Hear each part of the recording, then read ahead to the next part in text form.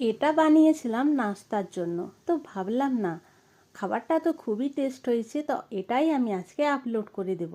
কেননা তোমরাও বানিয়ে যদি খাও তাহলে তোমাদের জিভে মুখে লেগে থাকবে।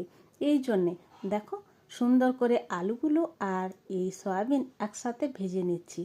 সুন্দর করে ভাজার জন্য আমি আলুগুলো প্রথমে সিদ্ধ করে নিয়েছিলাম, আর এখানে যে সয়াবিনটা আছে সেটাও আমি ভিজিয়ে রেখেছিলাম গরম জলে একটু লবণ দিয়ে করে।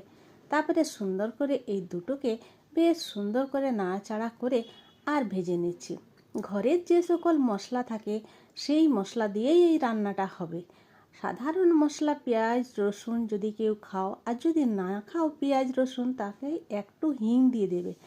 আর সাধারণ মশলা যেমন থাকে লবণ, হলুদ, লঙ্কা গুঁড়ো আর জিরে, ধনে, এইসব দিলেই হবে।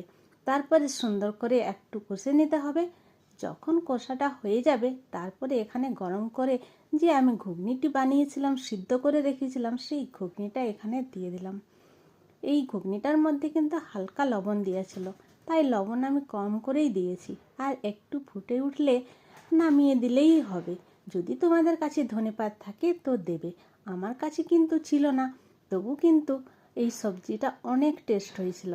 খাবার পেট থেকে আরম্ভ করে মুখ থেকে মানুষ যে কোনো সময় বলতে পারে যে হ্যাঁ, কাজটাও ভালো আর খাবারটাও ভালো। কেননা সুখ হোক চাই দুঃখ হোক চাই খুশিই হোক না কেন, খাবারের আয়োজন কিন্তু মানুষকে করতেই হয়। যে কোনো অনুষ্ঠানেই হোক, সুখ দুঃখ খুশি যাই হোক, তাই খাবার মোটামুটি ভালোই বানাতে হয়। যে কোনো জায়গায় খাবার খেয়ে